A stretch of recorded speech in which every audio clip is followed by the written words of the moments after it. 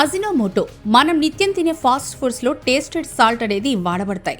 ఈ tasting salt అనేది భారతదేశంలో చైనా నుంచి దిగుమతి అవ్వడానికి కారణం ఫెర్టిలైజర్స్ పేరు మీద వస్తుంది. ఇది చైనా ఒక ప్రత్యేక పథకం కింద భారతదేశంలో యువతని బీపీకి, షుగర్లకి రోగిష్టులు చేయడానికి ఒక ప్రయోగంగా భావించబడుతోంది.